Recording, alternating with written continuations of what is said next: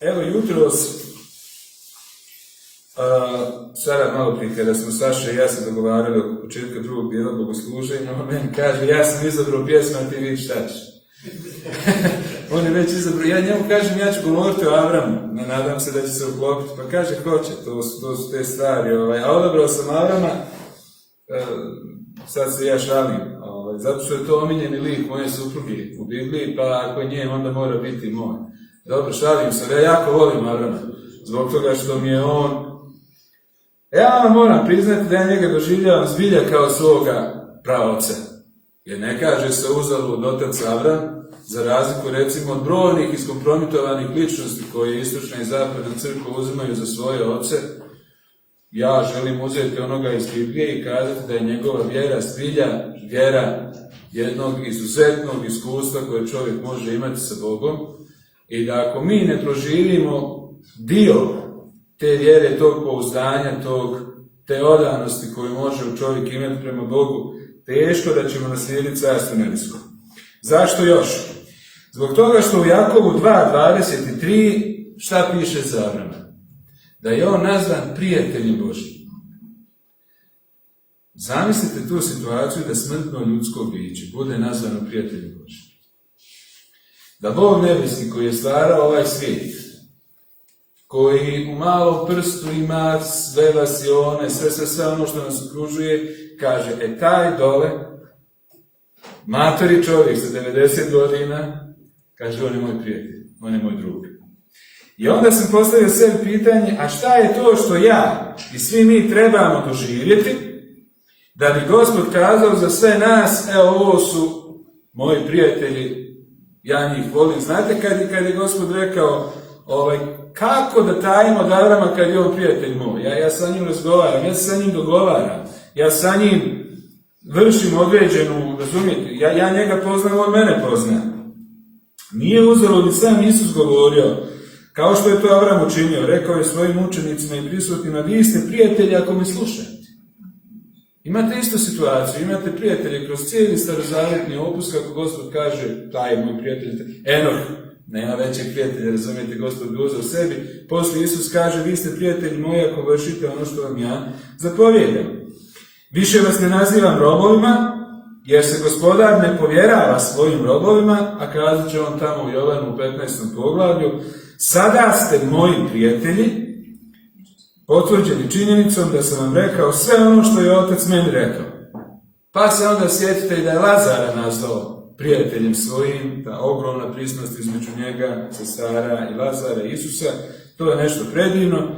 I evo, kao što možemo vidjeti, to pitanje sada i ta izjava da su oni svi Gospodnji prijatelji, lebdi i ove subote ispred očiju svih nas.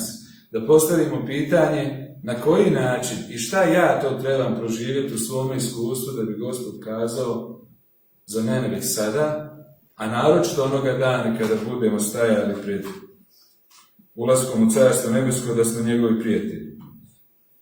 Božje obećanje Avramu je bilo blagoslovčiti. Jel' tako? 1. Mojsijeva 12. poglavlje. Međutim, Gospodnje obećanje se ne završava samo sa tim blagoslovčiti. On dalje nastavlja da govori i kaže, i ti ćeš biti blagoslov drugima. Znači, ti si blagosloven i ti ćeš biti blagoslov drugima. Zar ovo nije misija i status koji svi mi danas imamo kao pojedinci, kao crkva, spram cijelog ovoga svijeta koji nas okružuje? Da mi trebamo biti blagoslov za drugima. To je bila punina svrhe koju je Bog imao za Avrama i to jeste njegova svrha za nas danas. Pa zašto postoji crkva?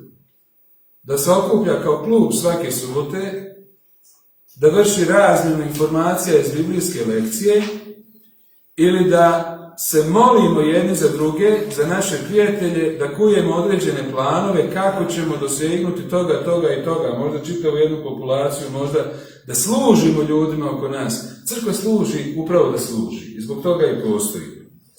I to jeste eho u sadašnjosti onoga što je Gospod kazao ranije za Avrama. Da ne samo da ćemo mi biti blagosloveni kao Avram, nego i mi kao Avram trebamo biti taj kanal kroz koji će Bog uticati da dosegne druge ljude.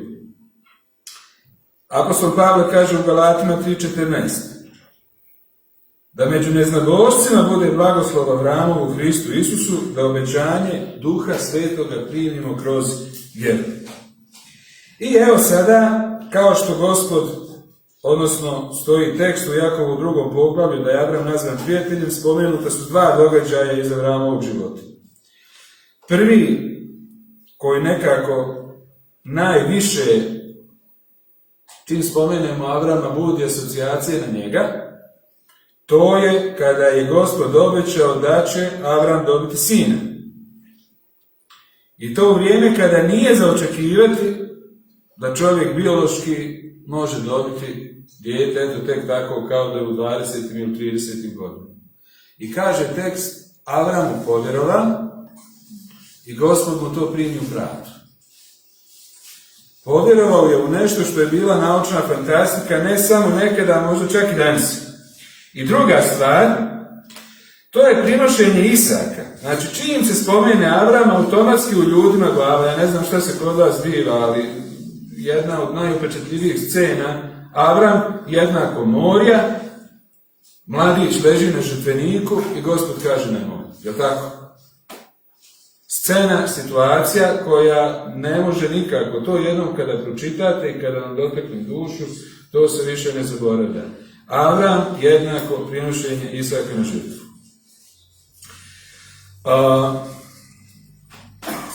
Tamo kaže biblijski tekst, znači 2.21, ukazuje na 1. Mojsijevu 22.5.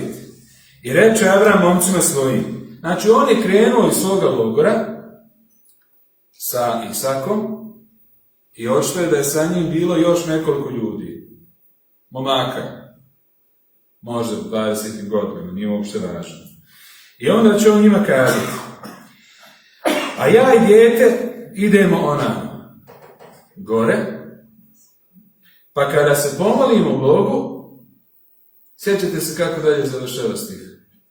Vratit ćemo se vama. A Gospod mu prije toga kaže, idi prinesi sina svojega milog sina Isaka na žrtvu.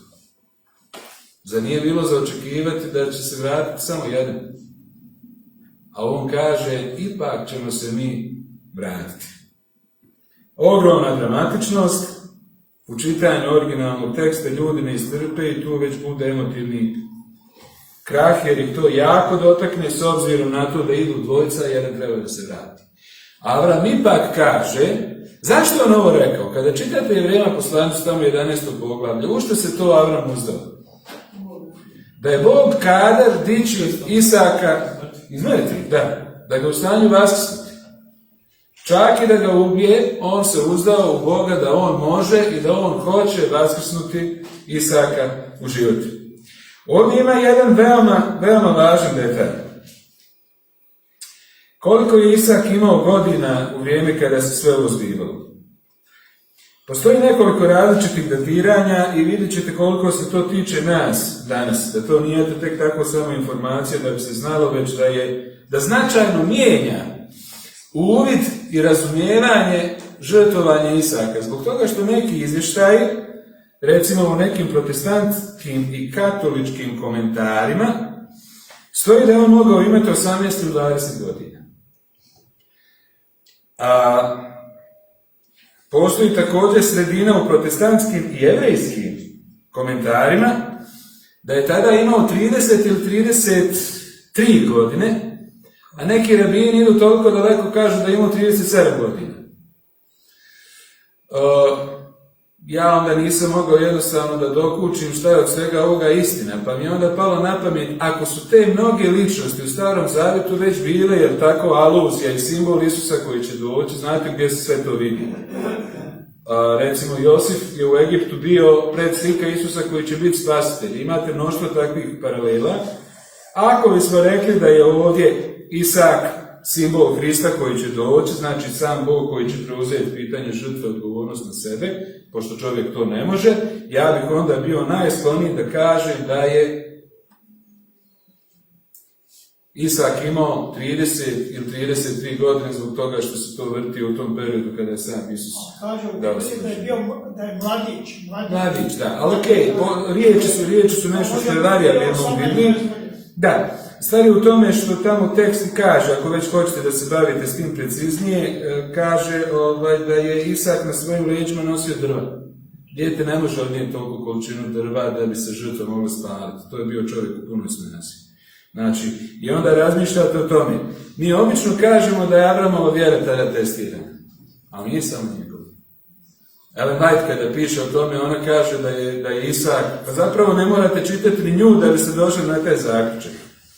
Mladom čovjeku u snazi nije ništa bilo teško kazati, tata, nema ništa sa tim, to što si ti Bog obećao. Šta ja imam sa tim? Neću da umrem, neću da dam svoj život. Mogao je pobići, da li je mogao pobići? Da li je mogao gurnuti staroga? Ne može ga zaustaviti, ne može mu ništa. Ali on pristaje na to. Očito je da ima isto povjerenje, identično kao i stari. Jer ako je tata vjerovao u to da ga on može dići u život, i ako je Avram prenosio svojima u porodici, tekst jasno kaže da ih je učio, to znači da je on Isaka naučio da postoji vaskrsenje. Ja vjerujem čvrsto da je i sam Isak vjerovao. Da čak i da se desi da umre, da će on ustati. Naša vjera u Boga nije kao što to vidite u drugim religijama. Druge religije su jako zapošljene nekim kompletima, setovima, pravila, rituala, neke obrednosti koju doživljavaju tako kao da je to Gospod sve bacio na zemlju i kazao, eto, to vam je to, ako se budete pridržavali toga, sve će biti u redu, ako budem bio raspoložen da vas spasim, ja ću vas spasiti. Nije uopšte to u pitanju. Drugi funkcionišu na taj način. U Bibliji mi imamo da je naša vjera odanosti, povjerenja i uzajamnog te povezanosti sa Bogom. I nije uzalud Isus uzimao sve one slike prisnosti i blizine kada je kazao ja sam pastir dobar. Razumijete, ovca bez pastira ne može preživjeti, nema teorije. Ja sam hljeb koji je sišao sa neba. Čemu služi hljeb? Nećete ga gledati na onim rafama. Kada uđete, mirče, pa ga uzmete, pa ga jedete. Ja sam voda živa. Koliko možete preživjeti bez vode? Nekoliko dana i onda tijelo da ih... Znači, Hristos koristi sve te slike da bi nam kazao koliko je on bitan i presudan za nas, za naš život, ne samo u sadašnjosti, već i u vječnoj budućnosti.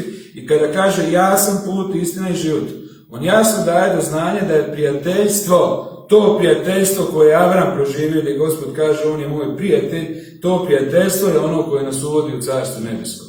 Taj odnos ljubavi, poštovanja, brige, pouzdanja, te sjedinjenosti koja ide do tih granica da se vi potpuno izgubite u Bogu.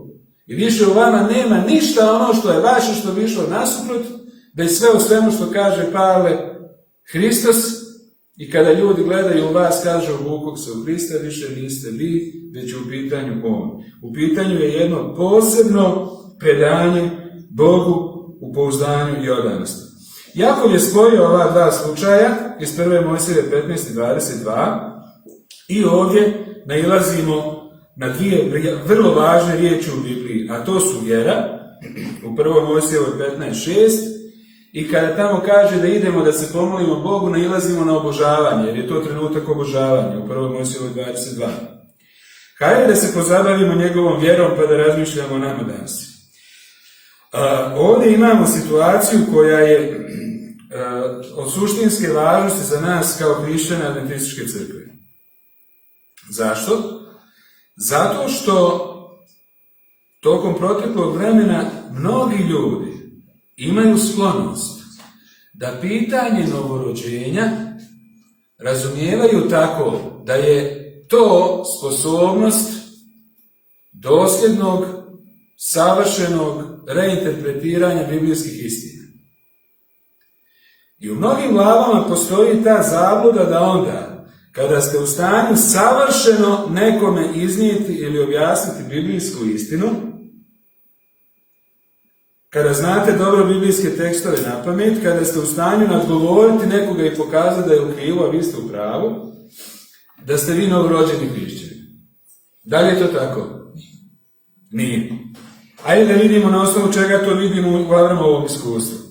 Pazite, tamo biblijski tekst kaže: zato što je Avram slušao glas moj i čuvao naredbu moju, zapovijesti moje, pravila moja i zakone moje. Izraz je to rod. Znači da je Avram znao sve to prije nego što će Mojsije fizički zapisati u knjigu. I tamo imate i naznake da je svetkovao u subotu i radio sve, da je davao desetak, da je znao sve prije nego što će Mojsije to zapisati. Kada kaže tamo Melkisedeku, gospodar onaj koji je stvorio nebesa i zemlju, odakle je taj citat? Pa poslije iz četvrte zapovesti, tako, onaj koji je stvarao nebo i zemlju. On je jako dobro znao sve te stvari. Međutim, u čemu je bio problem? Intelektualno je kao i svi mi poprilično dobro, savršeno je znao to, znao je što piše, znao je teoriju. Ali šta mu je falilo sljedeće?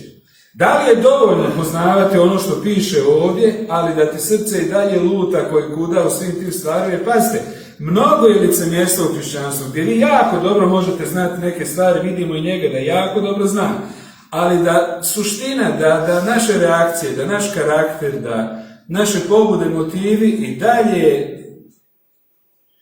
lutaju po nekim tminama, da to sve negdje bavulja, da vi možete biti fantastičan znalac teorije, ali da ste i dalje u svom ophođenju prema Bogu, prema ljudima, loš čovjek, da sve nešto ne ide, da je sve nešto usiljeno, da ljudi lako prozru kada jedno pričaš, drugo, treće živiš, peto govoriš. To je ono što postoji jedna fraza. Postoji jedna fraza u Bibliji koju Ellen White vrlo često citira, to je umrijeti sebi. Obično je odgovor. Kako se to može dešavati? Pa može. Eto, vidite da može. Može se desiti da čovjek intelektualno, teoretski zna, ali da i dalje nije promijenjen u srcu. Da je karakter i dalje onaj stari. To je situacija vrlo često koja se može upratiti. I mi kažemo trebaš umrijeti sebi.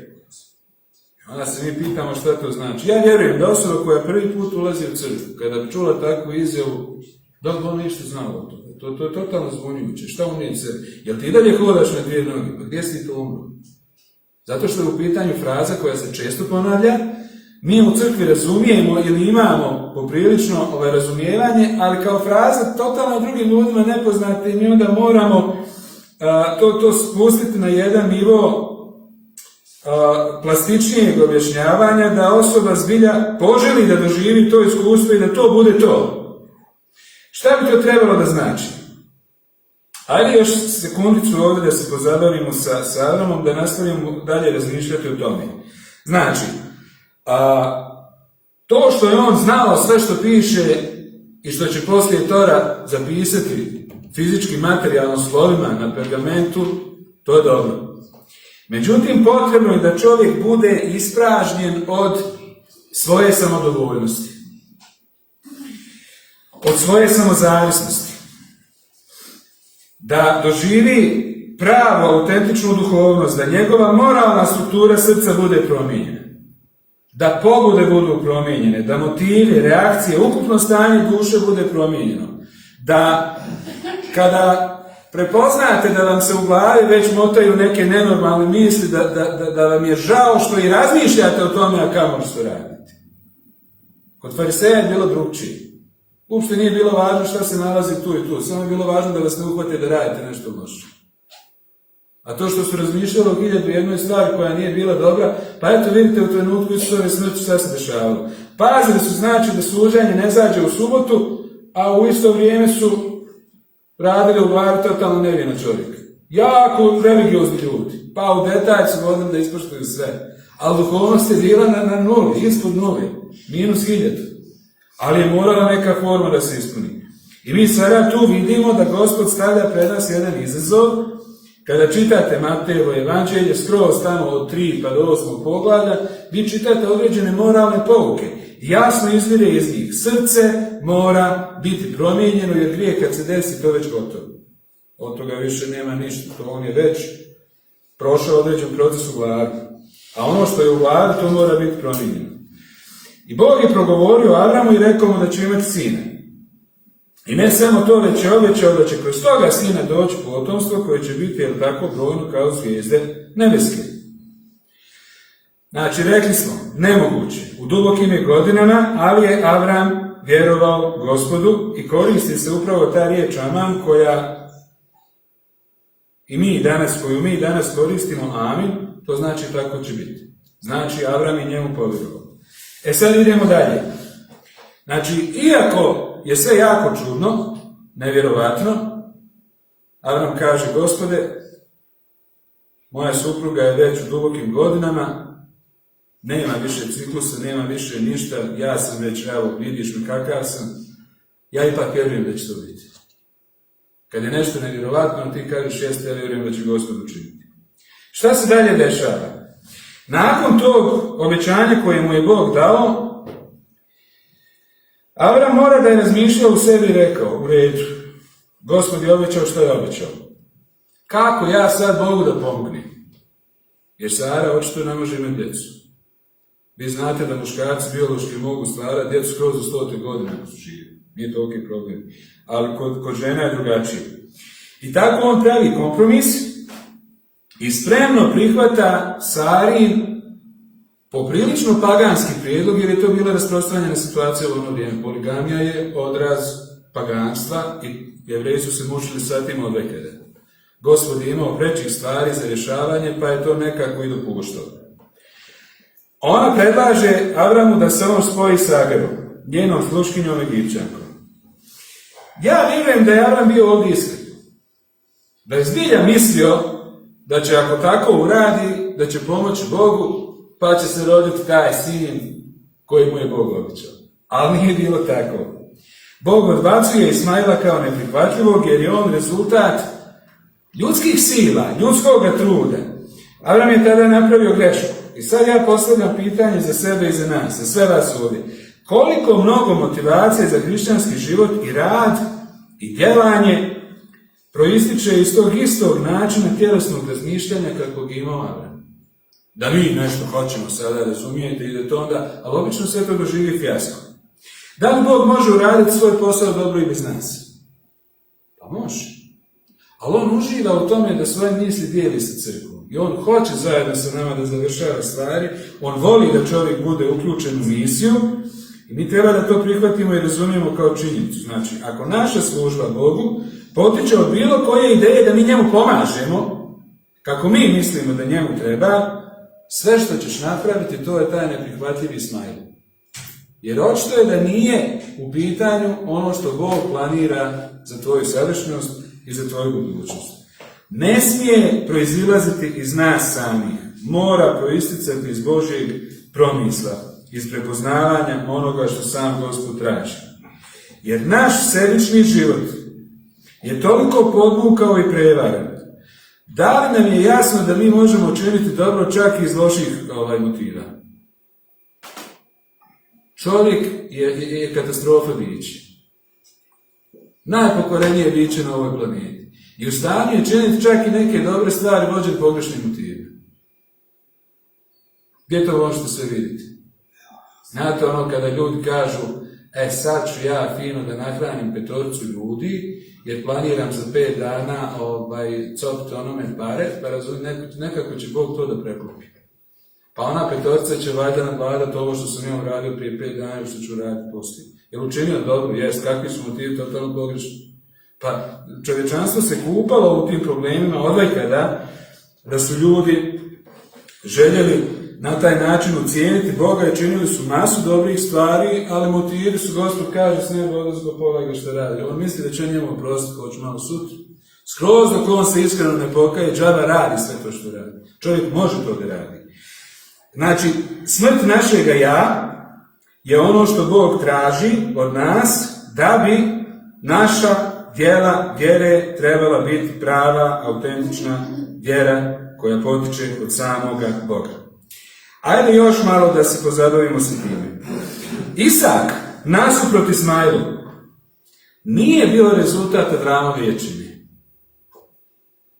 Na osnovu čega to vidimo? Kada čitate Rimljanima 4.19, šta tamo piše? Kaže, ni na svoje umoreno tijelo nije gledao, kaže, jer mu je bilo oko 100 godina, ni na mrtvo Sarine materice, jer više tu nije bilo ništa što je moglo stvoriti dijete, gdje je rečeno ne samo da je problem sa njom, već i sa njim, jer je bio toliko star i onemoćao da je to bilo praktično nemoguće. I sada mi vidimo da u 1. Mojsijevoj 16.16 Avram ima 86 godina kad je Agara rodila Ismaila. Odmah u sljedećem stihu čitamo da je Avram imao 99 godina kada mu se Bog javio. Koliko je 99 minus 86? Gospod je čekao 13 godina da Avram bude totalno nemoćan i da više ni od njega ne možete izaći živjeti. Vidite koliko Bog nekada u iskustvu mnogih ljudi, ja ne znam sada kako to doživljava, ali ljudi su toliko ponosni i toliko se sami pretpostavljaju Bogu i toliko hoće da oni nešto urade, da Gospod prihvati njihovo nastojanje, njihov trud, njihove sposobnosti, njihove želje. Gospod kaže ovako: sad ćemo mi čekati da ti dođeš u situaciju da više ništa ne možeš učiniti, da se ja proslavim kroz tvoj život i da ti sjedneš na zelenu granu. Jer skroz dok mi priznaš da si nemoćan i da bez mene ne možeš ništa, ja ne mogu napraviti ništa pametno s tobom i stoga moram da čekam. I zato je Gospod čekao toliko godina da Avram nauči šta znači vjerovati Bogu. Kad više ništa ne može sam i kad se sve otima kontroli, da on kaže: Gospode, evo, ja se predajem tebi, ti radi kako ti misliš da treba, ja ću samo slušati i raditi ono što ti kažeš. To je bio njegov slučaj. I dalje čitamo u Rimljanima 4:19-21 upravo tu situaciju. U prvom slučaju se junačio i napravio problem, u drugom slučaju se apsolutno predao i Gospod je učinio ogromnu stvar. I ne samo to, koliko je Avram još imao sinova poslije Isaka? Ukupno smrću ih je dobio. To je sada znak da se Božja blagodat nastavlja i poslije Isaka. Kod čovjeka koji je apsolutno već bio pred sami kraj. Koliko je Bog dobar i koliko je Bog milosti. Sad, to ne znači da mi ne trebamo apsolutno ništa raditi. Bog ne želi da mi budemo dovedeni do stanja totalne neaktivnosti, ono samo legneš, digneš sve 4 uvijek i kažeš: o Bože, ti sve uradio, ne moram ništa. Nije to. To je pogrešna krajnost sa druge strane. Bog je koristio Avrama da bi proizveo Isaka. Nije Bog sam sve učinio, jer Isak nije rođen bez da je Avram učinio svoj dio. Međutim, prvi sin je djelo ljudske snage, a drugi Božje sile, i to onda kada se Avram naučio pouzdati u Gospoda. Čitajte tamo Rimljanima 4:16, Rimljanima 6:6.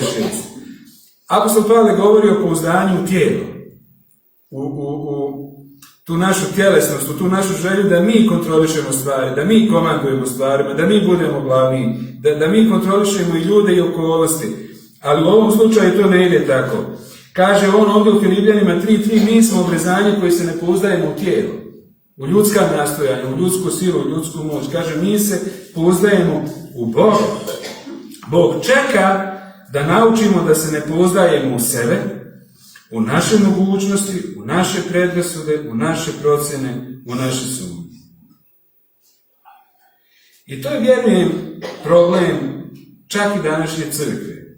Da Bog ne dovodi mnoštvo ljudi u crkvu, jer postoje problemi sa nama koji smo tu da se još pouzdajemo u sebe, u naše tijelo, a znamo sada šta je značenje toga tijela, jer možda nismo spremni prihvatiti veliku grupu ljudi koja bi došla sa strane i sada počela vršiti pritisak na te naše predrasude, na to naše neko trenutno razumijevanje, na naše mogućnosti, jer se čovjek obično uplaši, povuče i kaže: ja ovo ne mogu.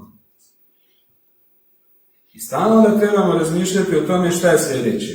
Ja mora biti razapet. Evo sada opet ponavljam, špansko selo za nekoga ko to prvi put čuje ništa ne može razumjeti. Ali evo, objasnit ćemo i to.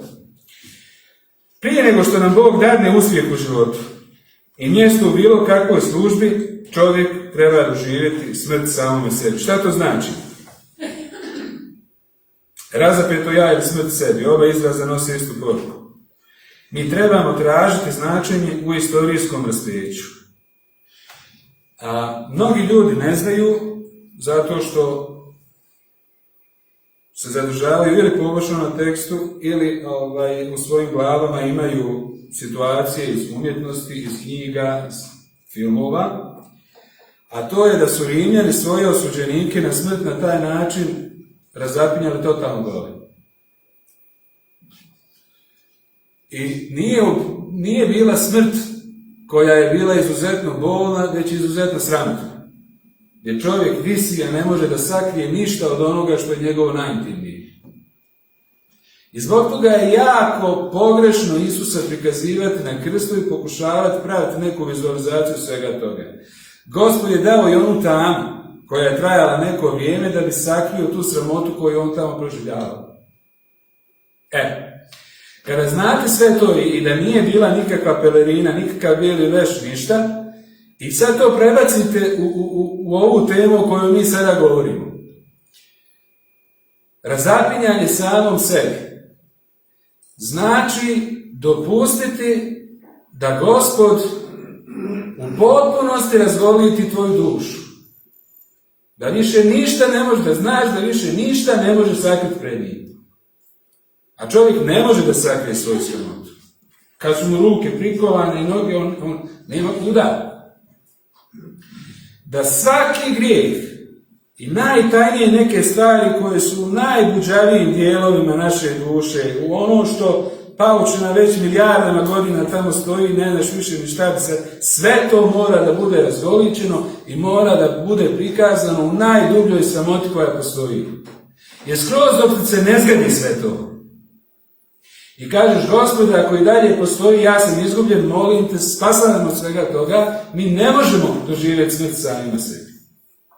A smrt samome sebi se događa onda kada to ja, moj ego, moja sujeta, moj ponos, moje pouzdanje u ovozemaljske sile, moje tijelo, moja busanja, moje laktanje, moj bijes, moje pomaganje Bogu, moje nečiste misli, moje borbe, moje grešne želje, moji loši motivi, moja pakost, moje ogovaranje, moje kritizerstvo, sve ono što čini moje ja, što čini dio moga bića i moga srca, sve to mora biti razapeto da se vidi u svoj odvratnosti šta to zapravo znači, ogoljeni do kraja, i onda me sve to dovodi da zavapim Bogu i zatražim njegov oproštaj i njegovo spasenje. To zahtjeva sagledavanje, priznanje i pritjecanje Bogu. Umirem starom grešnom načinu života i rađam se kao novi čovjek u Isusu Hristu. Rađam se kao beba i rastem u vjeri do visine rasta Hristove. I evo polako završavam. Posmatrajte Isusa u njegovoj službi, koliko je on bio zavistan u Svetome Duhu. Imamo ono bogosluženje koje sam spomenuo, idemo ja i dijete da se pomolimo Bogu. Samo kada stignemo do kraja sa samima sobom, mi se možemo moliti kao što se Isus molio. Oče, neka ne bude moja volja, neka bude tvoja volja. Jer prava molitva nije nekakva pjesmica sa biranim riječima, uštirkanim idejama, da sve to lijepo zvuči pred ljudima i da svi budu oduševljeni kako se ja to lijepo molim Bogu. Prava molitva jeste jednostavno ispovjedanje naše bespomoćnosti Bogu. Svugdje, uvijek i non stop. Nema zasluge u izgovaranju impresivnih molitvi. I ovako moljenje treba da bude naše moljenje. Ispovjedanje naše bespomoćnosti Bogu i da kažemo i da priznamo, Gospode, od tebe sve zavisi. U tebi dišem, u tebi se mičem, u tebi jesam, sve kako je rekao apostol Pavle. Isus je stalno svojim molitvama nas motivisao da se mi počnemo moliti na isti način. Sjetite se onih stvari. Sin ne može ništa činiti sam od sebe. Ja sam od sebe ne mogu činiti ništa. Ne radim sam od sebe. Ono što sam čuo od oca, to javljam i vama. Nisam govorio sam od sebe, nego ono što mi je otac rekao. On mi je dao zapovijest da treba da govorim i šta da kažem. Riječi koje vam govorim, ne govorim sam od sebe. To je to iskustvo koje i sam ja kao čovjek i vi trebamo doživjeti. Ako je Isus kao savršeni Božji sin živio po vjeri, ispražnjen od samoga sebe i u potpunosti zavisio od Oca, a Biblija kaže da i mi danas možemo i trebamo biti sinovi Božji kao što je bio on, to znači da to njegovo iskustvo treba postati moje. A krenulo je sa Avramom, sa ocem Avramom. To je znači to. Na posljedku, interesantno je to.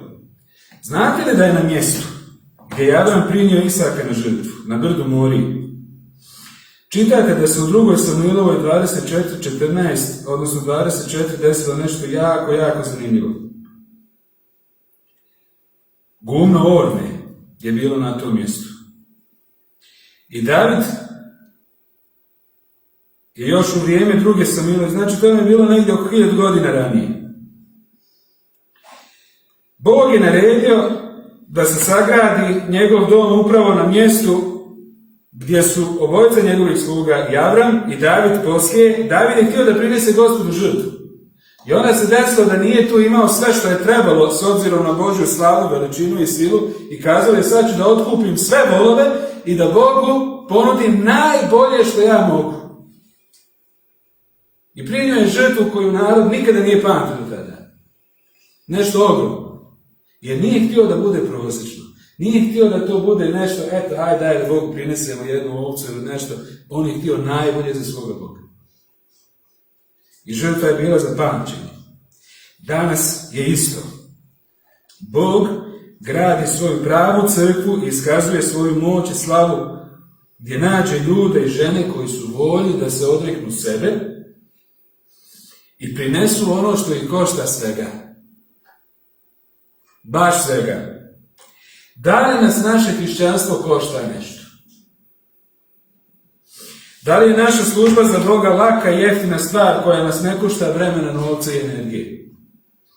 Da li nas naše molitve koštaju nešto? Da li tražimo lagodnost i udobnost? Kako onda možemo očekivati da Božja vatra siđe na nas i da slava Božja bude vidljiva u tvom i u mom životu? Nemojmo se zavaravati. Punina Svetoga Duha može rezultirati jedino svesrdnim predanjem sebe Bogu. Jer je put krsta jedini put sile. Isus je odlučio da ide na krst. Kako je to kod nas? Ako tražimo 3 laka koraka ka pobjedonosnom životu, onda nam Biblija ne treba. Ostavite je, jer ne postoji recept. To je svakodnevno predanje utjecaju Božje blagodati. To je svakodnevno uzimanje krsta i hodanja sa Isusom. I tada ćemo zaista znati za silu Svetoga Duha koja počiva na nama, za naš život i za našu službu. Moja želja i molitva i za mene i za sve vas koji smo ovdje, da to bude živo iskustvo svih nas, dan po dan, do Isusovog dolaska. Da je Duh vodio izbori pjesama, tako da ćemo sada pjevati pjesmu broj 44, divno zvuči ime Isusa, onda će se brat Bojan pomoliti sa svima nama. Pjesma broj 44, ustaćemo na zvuk klavira.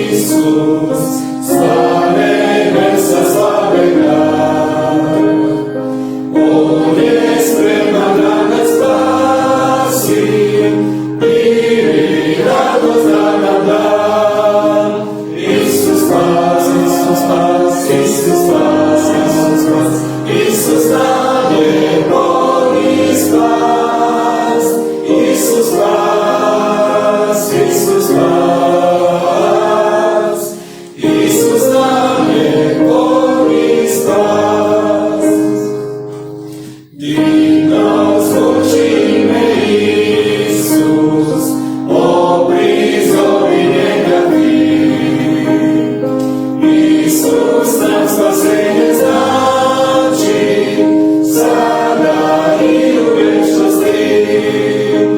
Isus vas, Isus vas, Isus vas, Isus vas, Isus nam je Bog i spas. Isus vas, Isus vas,